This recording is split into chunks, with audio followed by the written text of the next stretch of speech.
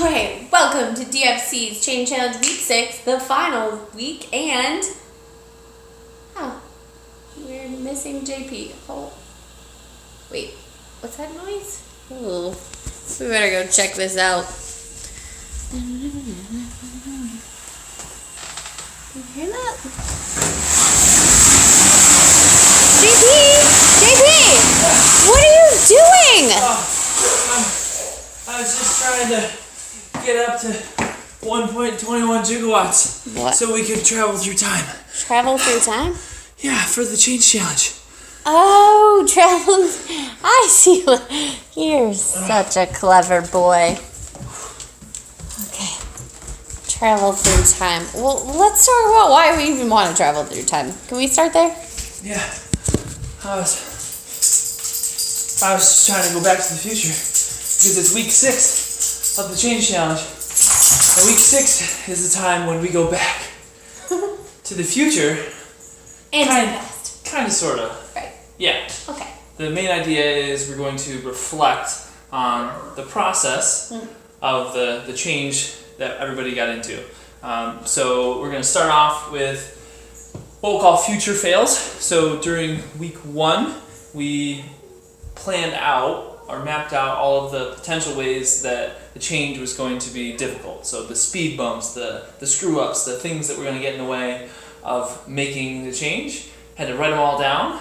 So looking back at that list now, or even rewriting that list now from the new perspective of having gone through the change challenge, can be a enlightening and rewarding process. Yeah, so you want to ask yourself 2 questions. What was missing? And also, what were you right about? And the reason is, revisiting it is important. We're not looking at goals and benchmarks. What we're looking at is creating a process, which will never end, right? You're going to hopefully change and grow in some way, shape, or form throughout the rest of your life. So this just keeps cycling around. Right? Yeah, definitely. The next piece that we're going to reflect on is the pullers. Mm-hmm. All right, so there was those 6 pullers that were part of the daily reflection tool, and the questions that you're going to ask about that is, what puller did you rely on most? Hopefully it wasn't just desire. Yeah, I do want to kind of stop there. I was keeping some data throughout the process, so when I looked at the YouTube videos, you could see how many people saw them. And we started off with approximately 67 views the first week, and last week we didn't even make it to 20.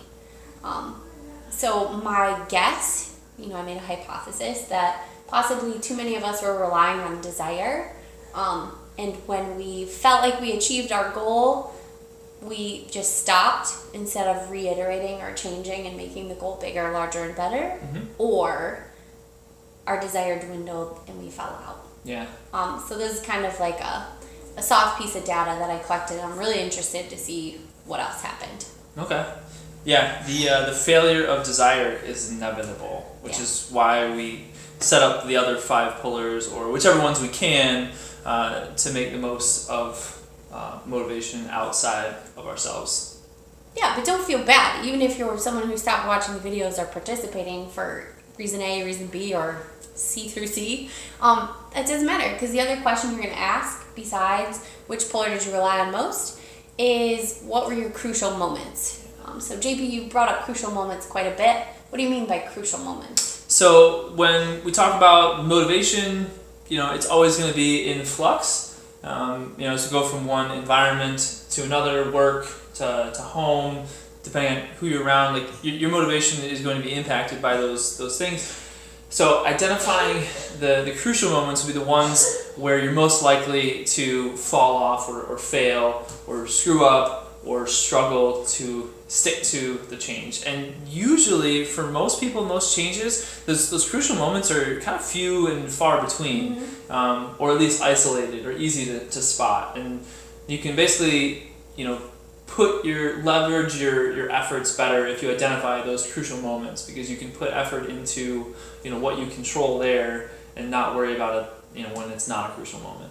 Absolutely. And the other thing we're going to do when we go back to the future, to the past, where we thought about the future. Great Scott! Yes, is you're gonna want to reflect on your failures, and that's not a place of shame or guilt. It's lessons learned, right? Because it's a process. So those failures just become data. They're nothing more, nothing less. So it's important to recognize them, dig through them, pull them apart, and then move on to the next phase. Yeah. If anything, I would say it's something more, because failure is awesome. It's a required aspect of iterating, right? Like if you're not bumping into failure, then you're probably not trying very hard.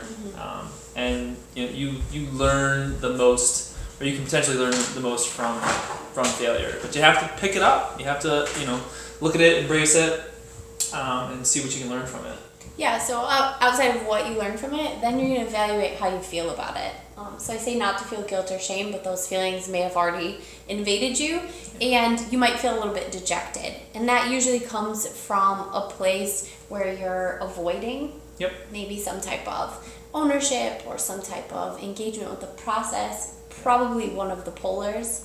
But if you don't feel dejected, a positive feeling could come, like some type of empowerment, because you've really taken responsibility for the process, both where you fell short and where you succeeded. Yeah, a lot of times when people feel bad about failure, it's because they identify themselves with the failure. In other words, it's not that my plan failed, it's that I failed, or I'm a failure.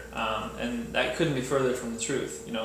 Again, going back to, I mentioned it in one of the other videos, but it's an Alan Watts quote about the person who needs improving, yourself, is also the person who's in charge of making those improvements. So we're really kind of screwed from the start here. Like, it's not always going to be a linear, nice, smooth progression of change. Speaking of lessons learned, reflection, failures, and successes, we need your help. We wanted to elicit change, and this was our take one with the process. There's some things we've reflected on, we're excited about. There's some things we definitely need to change, but we need your help, so an outside perspective. Yeah, I think our plan is to refine this baby, and basically make it a little more user-friendly, concise, but to do that, we're going to need some feedback from you guys. So we are in the process of crafting a short survey that we'll post online, and we ask that you guys basically fill that survey out for your final tangible takeaway. And it's going to be just answering a few questions about your experience and offering some suggestions and comments for improving the change challenge in the future. Yeah, and don't worry, we feel empowered and we're taking ownership. So when you tell us the lessons learned, we're not going to be offended or put off by the feedback. We're literally asking for it, so just be honest. Yeah. Let her rip. Great Scott! Right. Do you want to go back and see if you can get those gigawatts? Yeah, I think I can get it. I interrupted you that time. We totally should. I was at like 32, so. I'll let you know if he doesn't survive, guys.